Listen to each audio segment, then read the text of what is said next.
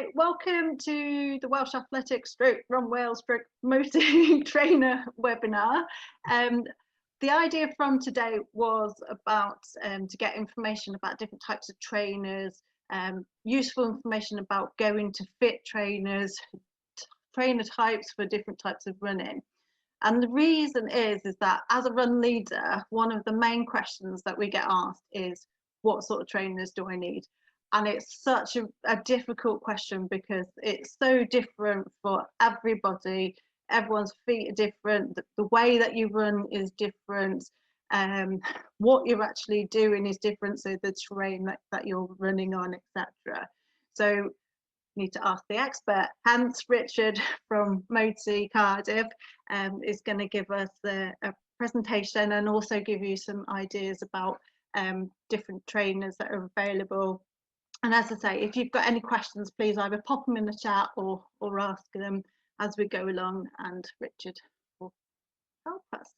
So Richard, I'll hand it over to you. Thank you very much. Hello everyone, good evening. I will try and share my screen first off. Just to introduce myself, as Eva said, I'm Richard. I work with Moti, primarily store manager in the Albany Road shop, which is the one that I'm in right now. If I sort of spin my camera around, if you've been here, you'll recognize the store.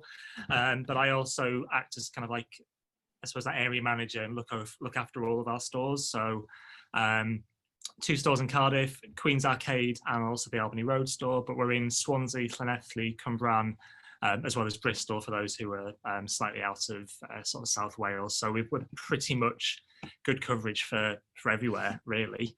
I'll share my screen now. Feel free to ask any questions in the chat, even if it's kind of interrupting one of the slides, by all means, go for that.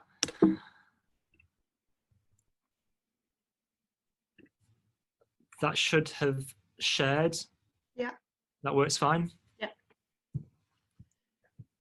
I don't know if you can still see me, Eva. Do I still come up on people's cameras? Yeah. Okay. There may be some shoes and things like that I'll kind of show as well through the right running shoe. And as I said, this is very subjective to individuals. What one person likes in a shoe may be the complete antithesis of what the next runner may like. And if you look at the shoe wall behind me, if you can see that, and we can go into more detail on that, there's lots of shoes there and it can look daunting. There may be kind of a handful of shoes on there that will work for you. It could be that pretty much half the wall will work for you. So digging into the detail of the shoes can really make a difference. The way we always start off in the stores is with something called gait analysis. Now there's different ways of doing this. The way that Moti do it is via the treadmill. All of our stores have got treadmills, which it helps people to sort of test a shoe. People can run on the treadmill, go through the shoes and see how they work. But also it allows us to do the gait analysis. It helps us to find out essentially how a runner runs. Every runner is different. I've been doing gait analysis with Moti for 3.5 years since I joined. And I'm pretty much at the point now that even now I haven't seen every single type of gait. Everyone is different. A lot of people when they come into running think that, you know, we hear a lot of people saying I run like Phoebe from Friends. I've got a slightly unusual gait.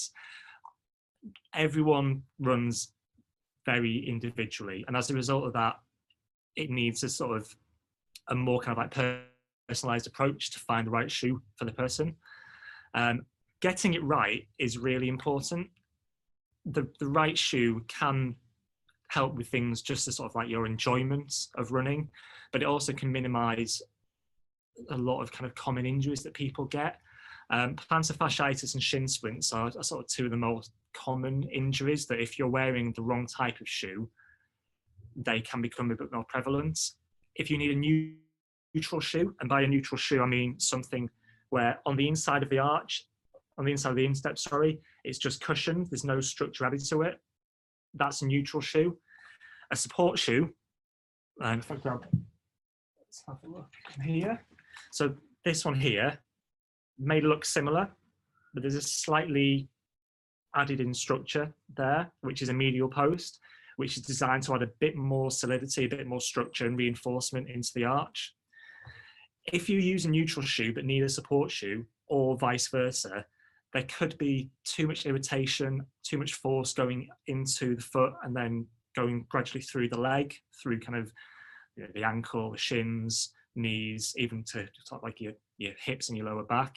It can cause some issues. So getting that right, essentially especially when people are going to be using a shoe for 400, 500 miles, running for anywhere from 10, 15 minutes to 2 hours, 3 hours, 4 hours, 5 hours, depending on the event that you may be doing.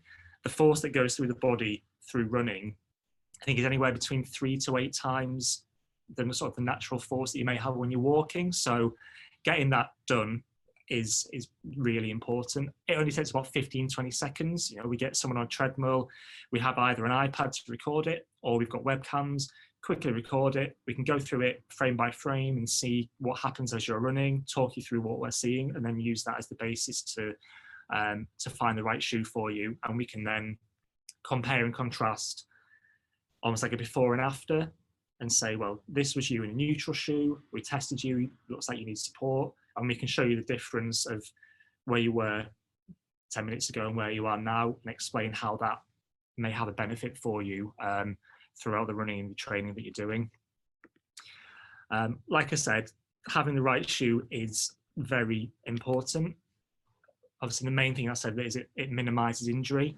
It also helps you to actually enjoy the running. We've all, I'm sure, had shoes in the past that we've maybe not liked as much as the ones that we may have now, when you may even be in that position at the moment. Having the right kit, whether it's clothing, whether it's the right watch, the headphones, the footwear is the most important thing, and having the right shoe can definitely increase your enjoyment. If it's a shoe that you want to put on, that you want to sort of get out the door and start running in, if it makes you feel comfortable, energized, whatever it may be, that is a very important thing to consider. We get a lot of questions about how long a shoe can last, and that is very subjective from one runner to another. The ballpark figure that the brands will always tell us is around about 300 to 500 miles. So around about 400 miles, 500 miles is kind of what you get for a shoe. If you're using it just for running, that is. Obviously, if you're using it in the gym, if you're out walking the dogs with it, gardening, etc., that will take a little bit of life out of the shoe just from having it on your feet. But just primarily running use, that's what you're looking for, essentially. If you're running 10 miles a week, 52 weeks a year, that's around about 500 miles a year. So depending on how much you're running, 10 miles a week, that's about a year for a pair of shoes. We have people in the store who come in who are doing 5 or 10 miles a week. You'll get people who are doing 50, 60, 70 miles a week sometimes. So it will last differently for different people. But it's also an investment in your health, your fitness. It's the shoes are carrying your whole body weight. And as you run, one foot is planted on the ground, the other foot's into the next stride. So you've got one foot essentially carrying the whole weight of your body as you push through that stride. So getting it right, you may think initially, oh, it's a bit of an expenditure, it's a bit of an expense having whatever you spend on the shoe. But if you sort of spread it out over the course of how many weeks, months, and miles or kilometers you're going to be using it for, then it's definitely an investment, and it helps to sort of round off the whole approach and really make the running enjoyable and worthwhile and beneficial. Like I said, neutral and support shoes are the two broad categories that we use when we're trying to find someone the right shoe. Even within that, there's lots of different types of neutral shoes, there's lots of different types of support shoes, so it's a very broad category. We use the gait analysis to check this. Some other running retailers or other sports shops may do it in different ways. You may have seen the wet foot on paper test. You may have had like a heat pad. There's nothing to say that those approaches aren't right. The reason we like to do it with the camera setup is that we can actually show you, the runner, how you run, and we can explain what's going on. We can explain why a certain shoe may be better for you, and essentially we can show you that progress that we've made through the fit. You could be in the shop for 30 minutes, 45 minutes, and we can go through the whole thing of showing you how you run and then getting you to that end point where that's the progress that we've made, that's the improvement that we've made to your gait, and this is how we can, you know, minimize those injuries. As I say, there's lots of different shoes for different runners. We can, you know, in just thinking about the past week that we've probably had, you know, just in the Albany Road store alone, probably the best part of a couple of hundred runners in to do gaits. You know, there's so many different shoes that we've sold as a result. So what works for one person may not necessarily work for the next. I've probably said that a few times already, but it is very much not a catchphrase, but something that we say all the time. A lot of people will give recommendations to other runners. Oh, you know, you need to be using this shoe, this brand. Recommendations are brilliant, but ultimately, if it's not right for you, then it doesn't necessarily work. So finding out if you are neutral or support is a great start. And from that point onwards, we'll then filter it down and sort of find, you know, a few shoes that will work for you and use that as the basis to progress on that, really. In a shoe, there are a number of different things to look for, but you pretty much want that wow factor straight away. A shoe should be as close to perfect from that try-on stage as possible. There's always a chance that a shoe may break in, you may, you know, adapt to it as you go on. And it is very true, you know, a shoe, if I grab one here, the forefoot of a shoe, flex points, everyone's foot will flex in a slightly different way. So once you start to use it, it will start in kind of the midsole area to almost like mold into how your foot wants it to go, where it wants to flex as you push off, how much force is needed to get you into the right position. But everything else about the shoe, when you're trying it on in a shop, it needs to be perfect then. If it's not perfect, we never want to send anyone away with a shoe, you know, well, once you've worn it a few times, it'll break in, it'll be fine then. If it's not fine from the start, it's not the right shoe. The only thing we want to not be perfect is the amount of space that you have at the front. And this is a common mistake that a lot of runners may make when they're starting out. I definitely did myself. I don't want to make it too gruesome and gory for people if they're having their tea at this time.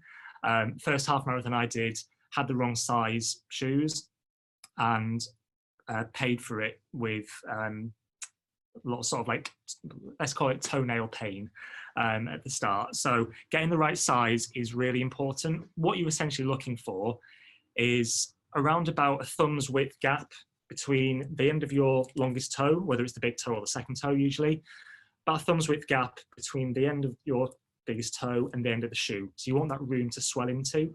That's the end of the shoe, and that's your foot. If your foot's already at the end, as your feet swell up when you run, and they definitely will, if you've got nowhere to go, you'll either push into the shoe and have nowhere to go and end up pushing through, and that's more often than not when we see little holes appearing in the top of the toe box where the toes have pushed up and worn away the inside of the material over time and it pushes through. Either that happens and you break the shoe over time because there's not enough space, or the flip side happens, which is what happened to me, and the shoe breaks you and you start to get sort of numb toes, black toenails, blisters appearing under the toenail bed, maybe losing toenails as well. So just having that about a thumb's width guide size at the front of your shoe really makes a difference. Some people will come and say, this is my shoe size. Going up a half or even a full size is what we advise for most people, because it gives you that space and it helps your feet to really sort of splay out as well. Your toes have got more space to sort of spread out and not push together. And the width of the shoe comes into that as well. Different brands give you slightly different widths. Some brands kind of seem narrow for most people, but I've had runners say that a certain brand is the widest they've had, and it's actually, for a lot of people is slightly narrower. So trying the shoes on, experiment with different widths, but definitely getting the space at the end is what you're looking for. Like I say, you need to enjoy running in it. So as you're trying it in the shop, trying it on the treadmill, if it's just a bit dull, if it's not really getting you excited, again, consider that. And also, what are you training for? If you're looking at doing, up to a marathon, and you've got a shoe that potentially may only be, the right cushioning for what we class as more like a gym 5k, 10k distance shoe, that's something to look at. Conversely, if you're looking at doing, you're getting into running, or you're looking to just do 5Ks and just be really fast, you might not want a shoe which is really high cushioned and designed for sort of massive absorption as you go through the miles, and maybe more of like a marathon shoe. Essentially, there's lots to look out for with the shoe. The most important thing is it's as perfect as possible, and the sizing is right, and it's the right shoe for you. Richard, Dickla's just put a message saying that she's been running for 3 years and still not found a comfy trainer. Okay. Is there anything in particular that is not comfy, Nicola, that is making it difficult? Hiya. No, hi. No, I've been running in Ghosts. I've tried New Balance. I've had ASUS. None of them. I suffered from shin splints for the last 3 years. Okay. I have not found a pair of trainers that I can just slip on and continue running in, or really comfortable. It takes me a good 100 miles for the pain to kind of subside. And well, I'm on Ghost 13, and I just had a refund because I've done 150 and they've actually broken. Right. Okay. So, and they've just killed me. Every run I do, I can't say I put them on and they're like a pair of slippers. I'm in absolute agony every run I do. And I'm guessing that means you're not enjoying the running as much as you would want to then. No, I can't. Yeah, I've always got to stop. I've either got a pain in my shin. Yeah. And I've spent loads getting everything corrected for shin splints. I do stretching on my calves up to my glutes, my core. No, I just cannot find anything that I'd like to go out and do a 10K and thinking, oh my God, I felt so comfortable, because my shoes are just, I feel like I'm running sometimes on a bed of nails. They just hurt all the time. I'm guessing that given the shoes that you've had, you've probably had like the gait analysis done. You know that it's kind of a neutral shoe, and you're looking at shoes in a neutral category. Have you ever tried a brand called Hoka? No, I have. That's the only ones I haven't tried. We have a lot of, and obviously, again, this is kind of that whole recommendation thing is just one person's thing. We have a lot of podiatrists and physios do recommend Hoka. Let me just grab so this is the Hoka Clifton, so Hoka neutral shoe. There's a lot of cushioning there, but it's a very lightweight shoe. They have something in their shoe called a meta rocker. So essentially, as your foot lands, it pushes you into your next stride. So it's designed to rock you forward. That cushioning and the fact that it's getting you away from the heel, which stops a lot of that, I suppose that shot going through the heel up, kind of through the Achilles heel into the calf. It's onto your forefoot, so it's getting you more into your next stride and sort of pushing you forward. A lot of podiatrists we've had in the area recommend people, if they're having any sort of issues knee down, so whether it's knees, shins, ankle, because of that, it can sort of push you forward. And obviously, I've never seen you run, so it may be that. No, I am planning to come in soon. I need to come from done. I haven't had my gait down license 2019. So, but I've tried, luckily enough, through pandemic, I've tried a couple of different styles of Brooks. Yeah. But I've been able to send them back for various reasons, because they're just really uncomfortable after running for 5 minutes. I'm in pain. So it's just the expense it is of trying different ones all the time and trying to find the comfy one. Hoka may be a good one to try if you've not tried it. If they do something quite different, and they feel different immediately, but when you run, it starts to take effect of that rocker. So I'd say that could be a good one to try. But if you want to sort of get in touch after this and ask in more details, then by all means reach out and we can try and solve something for you. That's okay, great. thank you so much. I think sometimes, I've been running for a long time, and it's only now that I know that I wear Under Armour for road running and I wear Salomon for all my trail runs, because they are the only ones that fit me and are comfortable. And I've tried lots and I wish I had gait analysis before and all those things, because it could have saved a lot of expense and a lot of time. The thing is as well that you can have a shoe which works perfectly for you. For example, you could be using the Brooks Ghost, and the version 7, the version 8, the 9, the 10, the 11 may work perfectly for you, and they may slightly change a little bit of it for the 12, for example. and then all of a sudden it may not work for you anymore. So even if you Yeah. do that works really well, you could progress onto the next model, and all of a sudden you're back to square one and you have to start again. So none of them have been comfy. I was No. sold, I think, the Ghost 10, because I was doing the London Marathon, and they sold me the 10. So I persevered, but I was like heavily strapped up both my shins. I had to wear compress socks because my calves are tight and hurting. So they've never been Brooks comfortable, but I just persevered because I did try New Balance between and Acer, but I just want a pair of trainers that I put on and they feel like a nice comfy pair of slippers. Like everybody said, oh my God, they're so comfy. I don't get that. You almost want to forget that you're wearing a pair. That's kind of the sensation that you want, but it's kind of, you forget that you've got that pair of trainers on. So there'll be that pair out there for you. I'm sure. It's just getting to the. Oh, thank you so much. Yeah. There was another question from Steve. It's been suffering with runner's knee. So, will the shoe have caused this? It's something which it could be a shoe. It could be. Some injuries can be caused just by a shoe. It can be the training. If you've slightly increased the training, sort of gone from that level to that level really quickly, it can be a combination of factors essentially. It could be an overuse. It could potentially be the shoe. It's something that, again, a gait analysis would dig down into a little bit more. A lot of injuries and common injuries that happen can be the wrong shoe, but it may not always be that.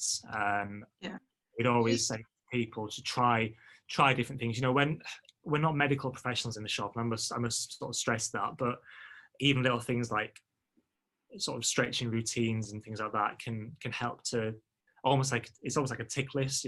Try this. If that doesn't work, go on to that. A lot of the time, a shoe can fix things, but it would be hard to say for definite without really looking into it, I suppose. Yeah. Steve, I hope that's okay. Didn't know if you wanted to add anything else to that. Right, you've got a few more questions coming in. Sarah had always bought neutral ASICs, never had problems, trained for marathons and half marathons, but this year she's had tendonitis and now plantar fibroma. Do feet change?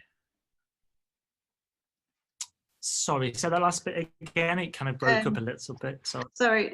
So Sarah's this year has had tendonitis and plantar fibroma. Do feet change? Yeah.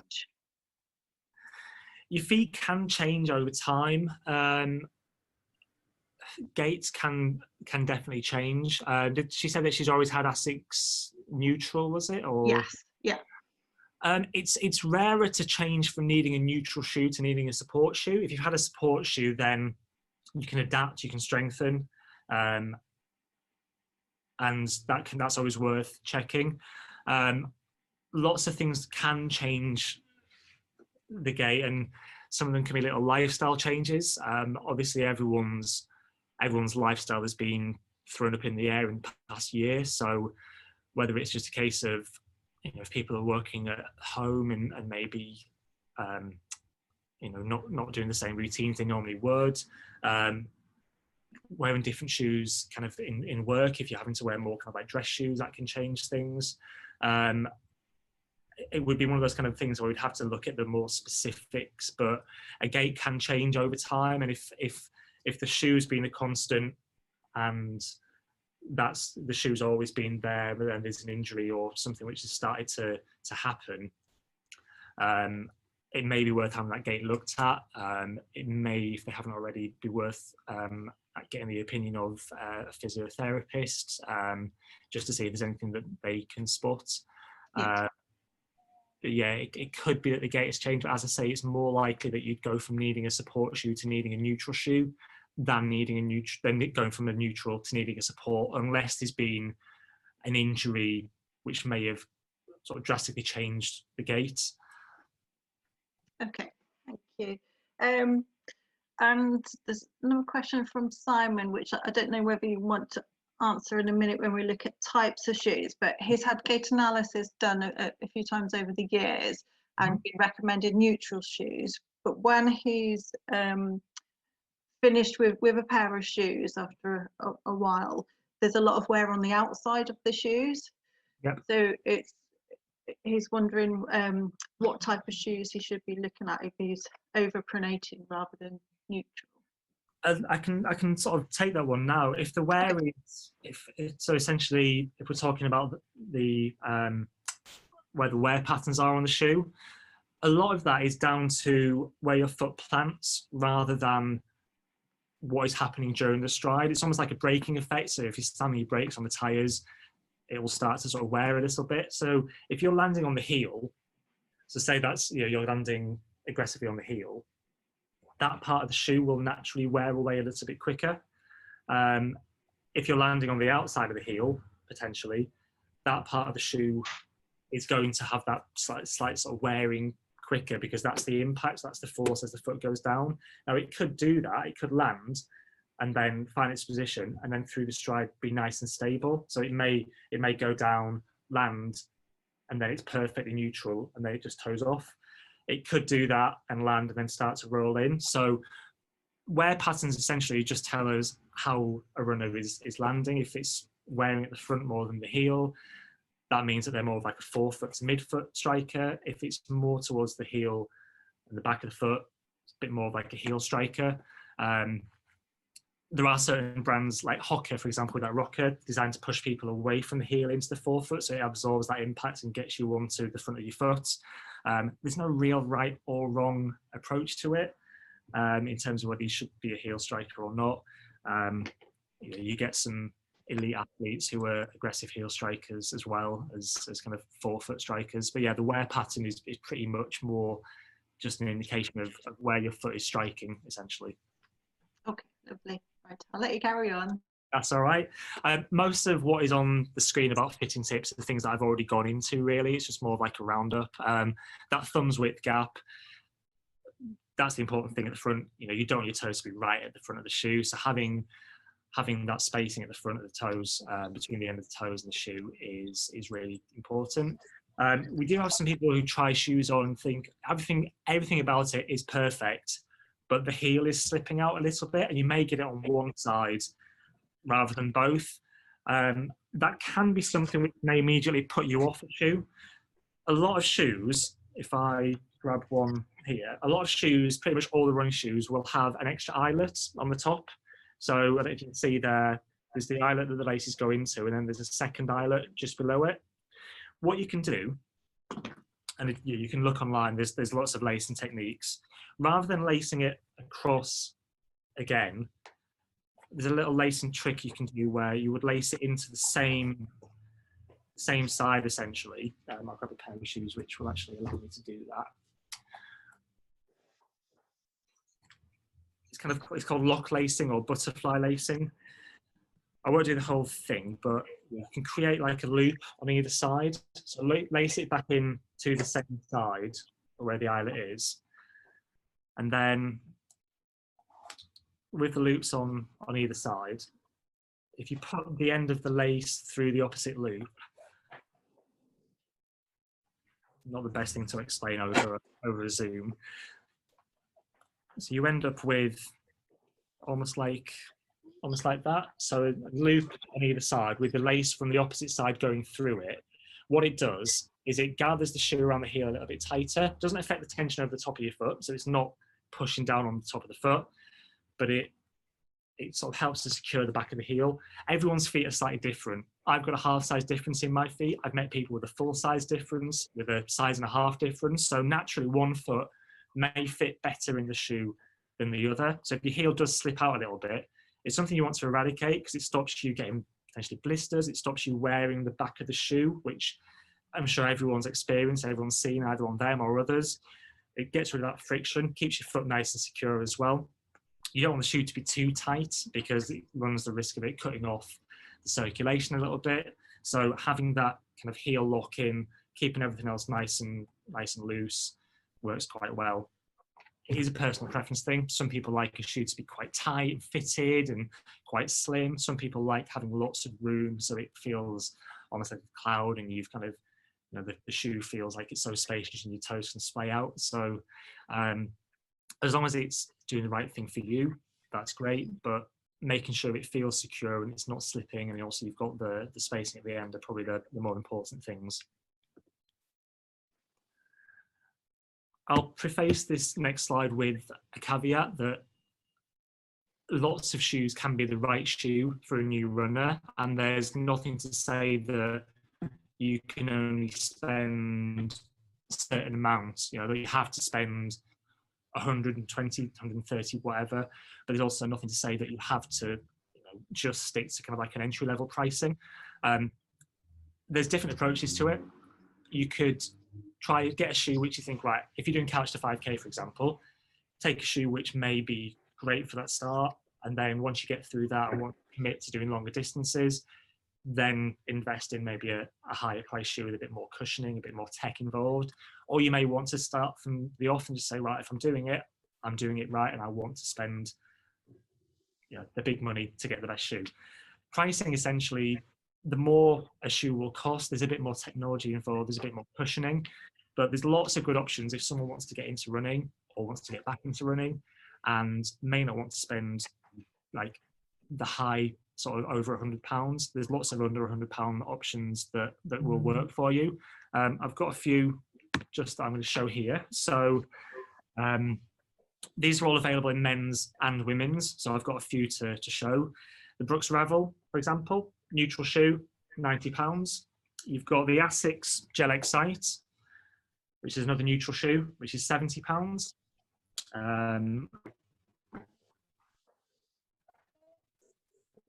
The New Balance 520, again, neutral shoe, nicely cushioned, that's £60.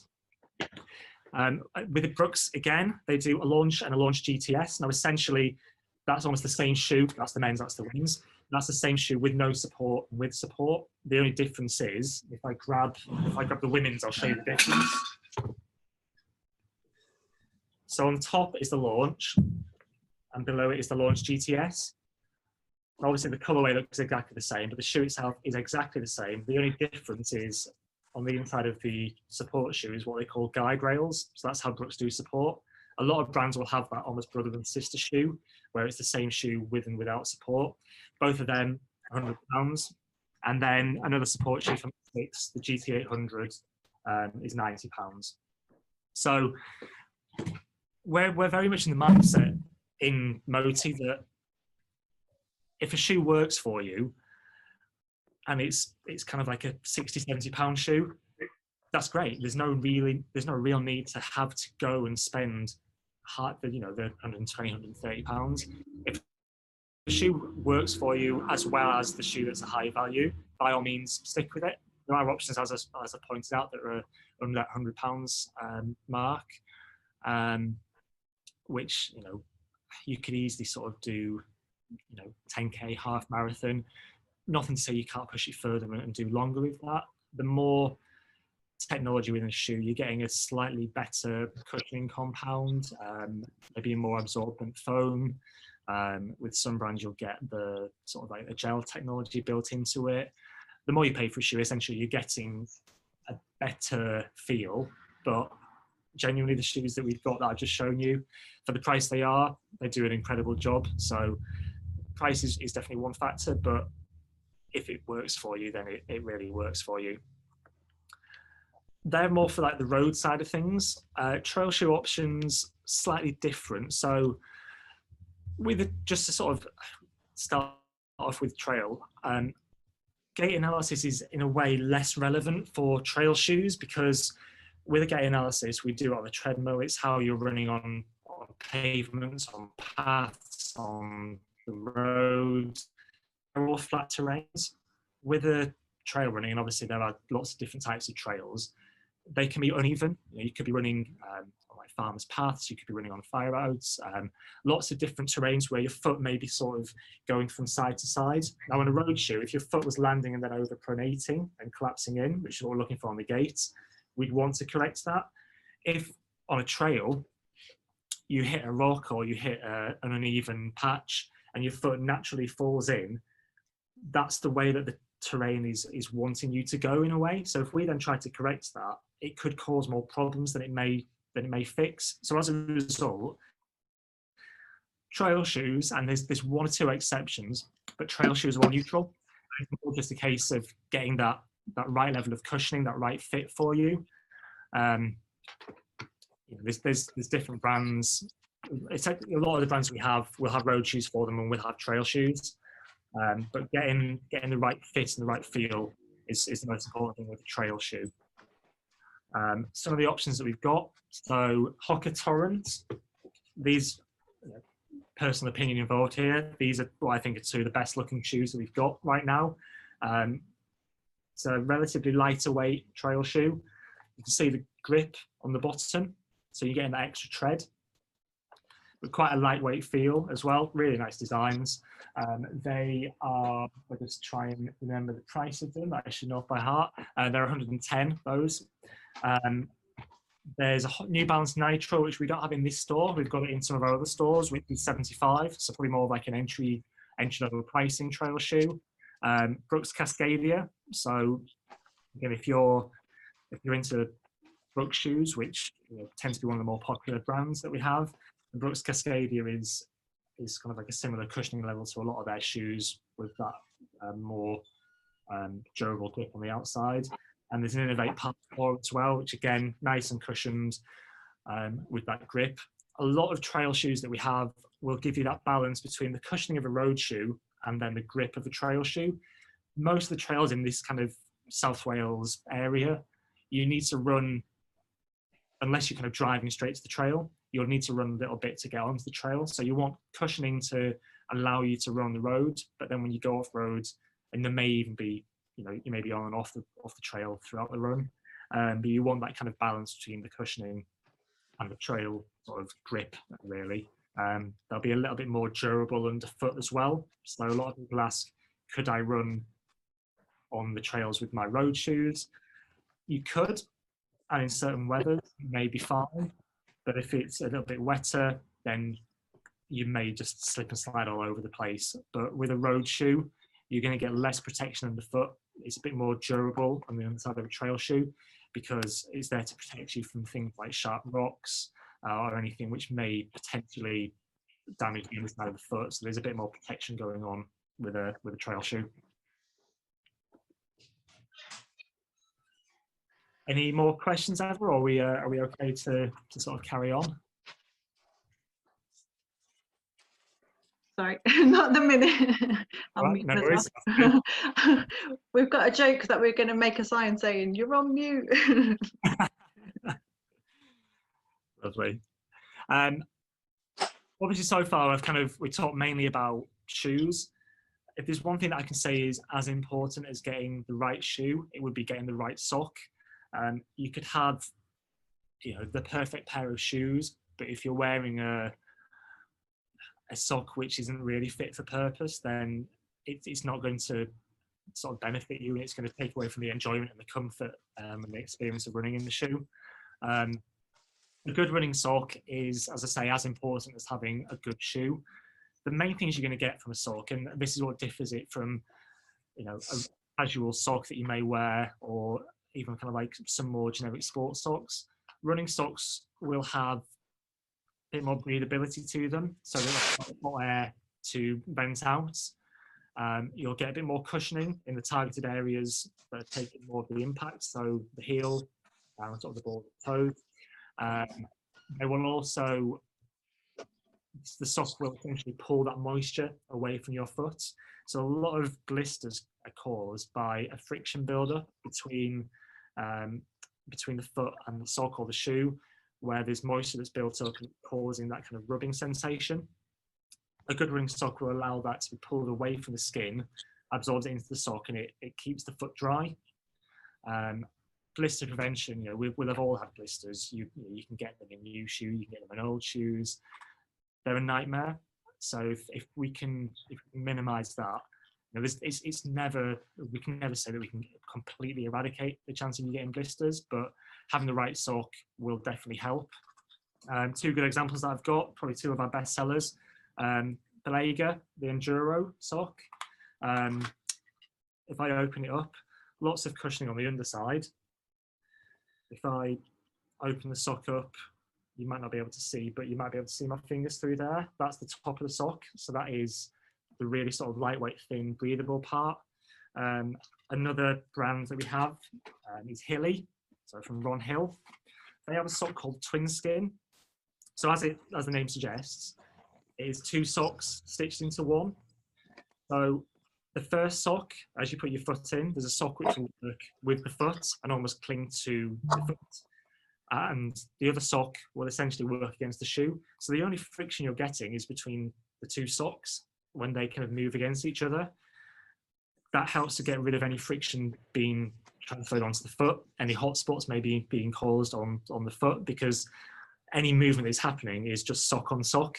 So it gets rid of anything happening from the shoe onto the foot.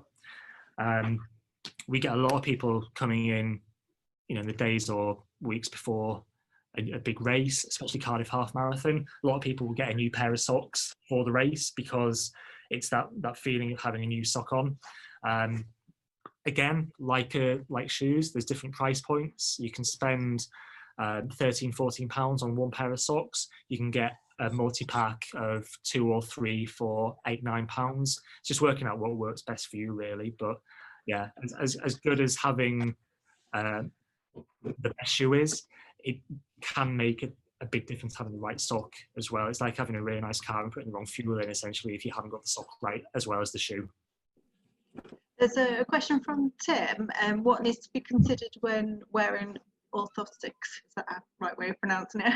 Or do you suggest not bothering with orthotics if you get the right shoe? It's a really good question.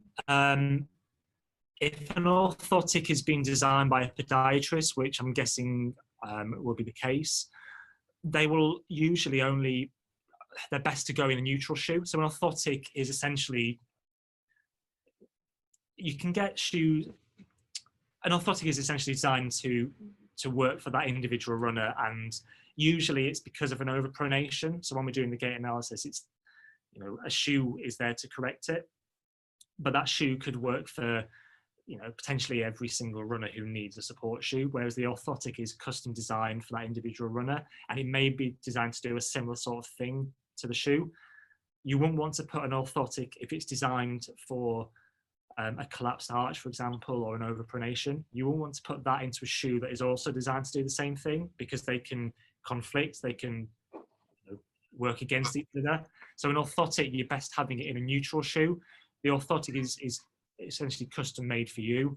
Insoles will all come out of the running shoes. So you take the insole out, if it's a full length orthotic, take the insole out, put the insole in. Unless a podiatrist has made the insole for you to fit a specific shoe, they'll all pretty much fit any shoe. Obviously, every shoe is slightly different, so we always advise people, if they've got the orthotics, bring them down. We try them in all the shoes, see what works best for you. But yeah, the best thing to say is, if you have an orthotic and it's designed to correct something in terms of an overpronation or something on the gait that a podiatrist has picked up, put it in a neutral shoe, so a shoe that is just sort of cushioning, no additional structure, really. Great, thank you. Okay. So this is going into sort of some of the mistakes that a new runner can make, and I say a new runner, but it's easily a mistake that an experienced runner can make as well. Like I said a bit earlier, having the wrong sizing, it's usually a mistake that you only make once and then you've had to change for a certain reason. Like I said, with having the wrong size and doing a half marathon, never make that mistake again. It's very rare that you can go too big. Size up, half size up, full size up is what most people need. If you go too big, obviously that has its own issues of the foot maybe slipping forward into the shoe. But yeah, a lot of new runners may have a shoe that's too small. On a training point of view, increasing the mileage or increasing the level or the regularity that you're running too soon can cause potential issues. You want to gradually step it up, whether it's a case of right, this week I'm going to go out and do 3 times 2 mile runs. Then next week I may do 2 2-mile runs and a 3-mile run. And then the week after I may do a 2-mile run, a 3-mile run, and a 4-mile run, rather than going straight from I'm going to do a 2-mile run, then the next week I'm going to do a 10-mile run or a 6-mile run. You want to sort of gradually increase it. It gives your body that time to adjust to the training workload that you're putting it through. Like I said, having the shoe laced too tightly, it's something that, you know, even with new shoes now, I put them on for the first time, I lace them up, I'll start going for a run, maybe 30 seconds in I'll readjust the lacing. So it's the sort of thing you'll notice during the run. It's not often that it needs too much of a thought process about, but having the shoe laced too tightly, it can definitely increase the foot swell and as I say, make it feel like you're constricted. Hydration is a massive thing. I know this is going away from shoes, but a little tip, obviously you need to be, you know, everyone has different levels of how much they need to drink during a run. It kind of is more relevant in sort of the longer distances. But every time you drink, you know, say that's your water levels and that's your salt levels. If you're drinking, you know, if the water levels go down and the salt levels go down as well, if you're only drinking water, you're topping your water levels up. That's absolutely great, but then it's diluting the kind of salt and the salt levels in your body as well, which can be dangerous. So electrolytes, little tablets that you can get to go into water, or a gel that's got electrolytes in it. You can get little things called salt sticks, which we sell, which are almost like little candy which you chew, and that helps to top up your electrolyte levels, keeps your energy going. You know, having hydration is great, but if it's not allowing you to keep at the same level with the electrolytes, if you're not doing that, then it can sort of see fatigue kick in quite quickly, and you know, in extreme examples, it can be quite dangerous for you if you're overhydrating but not allowing the electrolyte level to come up as well. Stretching, I know Dave Sinclair is on this video chat as well, who's our coach of the Albany Road Run Club. Stretching before and after any run is something that he advocates massively, and it's definitely something that is worth doing. Everyone has their own approach to it, so it's just what works best for you. Probably quite a good thing to do is to be a bit more active with your stretching beforehand. So you want to kind of raise the heart rate, warm up a little bit, you know, rather than sort of just doing like a static stretch where you may push put one leg in front of the other and stretch it out, build it into a lunge. There's lots of different stretches you can do, and there'll be lots of YouTube tutorials about active stretching. Static stretching afterwards, you know, just to stretch things out, that will help to ensure that once you finish the run, your body's allowed to sort of relax down and carry on without everything sort of stiffening up, and then the morning after it's a bit painful. We've got video coming out on Thursday actually from my Run Leader conference, where we've got some warm up and cool down exercises, so people can have a look at those. There's a question from Alison: do energy drinks have electrolytes? The majority of an energy drink, I'll stop sharing because that's the end. We're pretty much at that questioning side of things anyway, really. Yeah, things. If we talk about energy drinks, do we mean things like Lucozade, Powerade, Gatorade, or are we talking more kind of like a Red Bull, Monster kind of thing? Yeah, so if it is things like Lucozade, Powerade, Gatorade, then they're designed to do that. What they will differ with, I'll just grab actually one of the things that we've got in store, and I'll kind of show you what you can get to put in water if you bear with me. Yeah. While Richard's just doing that, if anyone's got any other questions that they want to ask, please pop them in the chat or ask away. So obviously you can get those sports drinks, and you can get, you know, they'll be either sugar-free or there may be kind of like full sugar versions. You can get things which are like a little tablet. So these are high five. And if you do half marathon, that's the brand that the nutrition you get on the day is. It's a little tablet which you pop it into a bowl of water, 750 mils, that will dissolve, and it will give you essentially the same sort of sports drink feel that you would get from like a Lucozade or a Powerade. They're sugar free, so there's no sugar in them. And it probably works out a bit more economical as well. You know, a tube of them where you're getting 20 tablets is £7. So that's 20 sports drinks that you're going to get for that, really. A little bit nicer to drink, you know, they're not as sugary. And you can take them before a run, during a run, after a run, and it just helps to sort of keep your electrolytes level up, really. Okay, does anybody have any questions? Yes, go on, Alison. I've got a question about oh, can you hear me? Yeah. I had my gait analysis done when I about 3 years ago when I started running in the shop in Queen's Arcade. Yeah. And I had some New Balance 880 version 8, which were absolutely fantastic. And when they wore out, I bought another pair, and they were absolutely fantastic. And now I can't get them. And I'm really disappointed because I just bought 880 version 10, and although they're okay, they're not as anywhere near as comfortable as the 880s, as the version 8. Sorry. Yeah, it is the frustrating thing. Like I was saying earlier, a shoe may work perfectly for you, and then there may be slight. Is there anything in particular about it that's not working out? Because the version 10, I think, is only kind of from the version 10 or the version 11, really. It just seems like the version 10 has got like more, I think you probably call it cushioning and on the bottom of it, and it just doesn't. I mean, it's okay. It feels okay. It's fine. I've done a half marathon in it. It's fine, but it's just not as comfortable. And I would like to get hold of the version 8. And the other thing with I can show you actually. If you, I can't because I haven't got my camera on. But if I put my camera on, I can show you. I'll show you what happened. You know, you were saying about the can you see that? Yeah. I don't think yes. Can you? You know, you were saying about the thumb at the end of your toes. Yes.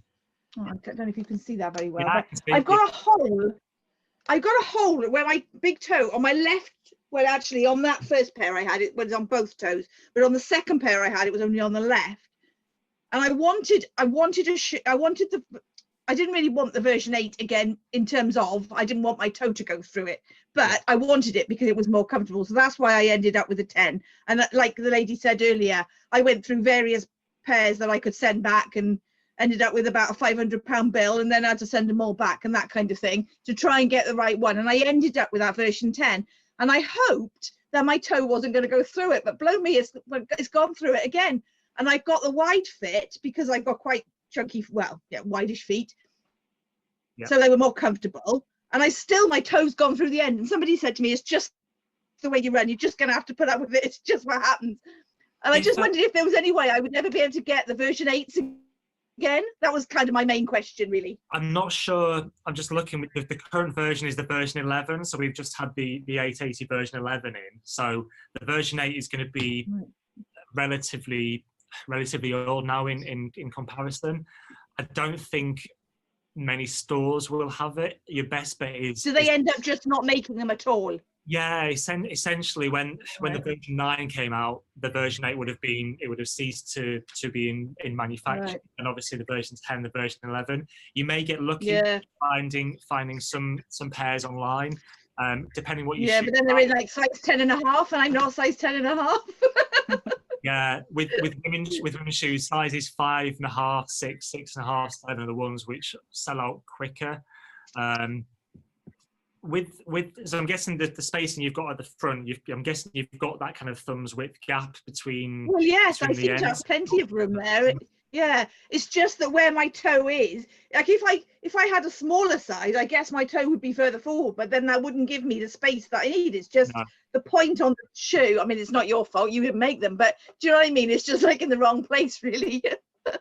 There should be like extra padding underneath it on that bit. There's two other sort of possible things which may be contributing to the wear. Sometimes if a toenail is maybe on the slightly longer side, that can sort of. I've tried that one. We've seen the. I've tried the socks. I got the padded socks as well. I've tried all that one. I just thought I'd ask about the shoe and whether or not they'd actually make them anymore, or whether they wouldn't. That was all. They probably don't. They wouldn't, I'm afraid. The only other thing I could think is maybe if you have a bit of tightness running through the calf, then we've seen with some runners in the past that it almost, if your calf's tight, it may pull up your Achilles a bit, and then it maybe slightly pulls the toes up a little bit. Okay. You will realise at all, but it could be that. Right.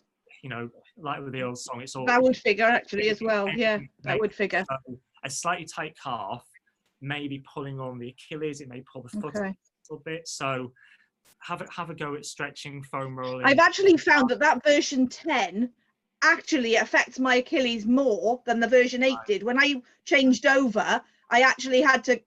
You'll probably tell me I shouldn't have done this, but I did. I kind of had to run through the pain barrier with my Achilles a bit to get used to those shoes, which that's probably going against everything that you've just told us in the last hour. But but I had to do something because I needed some shoes. But now it's not so bad because I've got used to it. Yeah, I would have a look at some sort of calf, sort of help sort of get rid of any potential calf tension, see if that changes it. Okay. All right. It'd be unfortunate if it was one of those things that is just how you run. But hopefully there's something out there that can sort of be looked at. And I would, if you've tried everything else, have a look at some foam rolling on the calf and see if that eases it. Okay. All right. Thanks. Okay. Thanks. Thanks, Alison. Just a quick one from Steve. How often would you have your gait analysis done? Essentially every time you get a new pair of shoes, really. I can't talk for other retailers, but I think this is the case for other places that do it. But with Moti, if you're buying a pair of shoes, there's no charge for it if you're buying the shoes. So the gait analysis is free of charge. We do put a £20 standalone charge on it. If you're just having that gait analysis done, then yeah, there is that £20 charge. But it's very, very rare that someone just has that. If you're getting a new pair of shoes, it's free of charge. We have a look at it, even if it's just a case of like a quick MOT. But yeah, it's the same as last time. Great. If something's changed with your running, if you've had an injury, that's potentially happened, anything that's happened considerably since your last pair of shoes, would definitely be worth having it done for the next one. But it doesn't hurt. It doesn't take too long. We can easily do it every single time. Okay, lovely. Thank you. Right. Any other questions? Otherwise, we'll wrap up. No? Okay. Thank you so much, Richard, for your time this evening. I hope everyone's found it useful, and it will go up on our YouTube channel. And as I mentioned, there's some other videos coming out. One for stretching and cool down, and there is one on foam rolling coming out as well in a couple of weeks' time. So that all sort of fits in.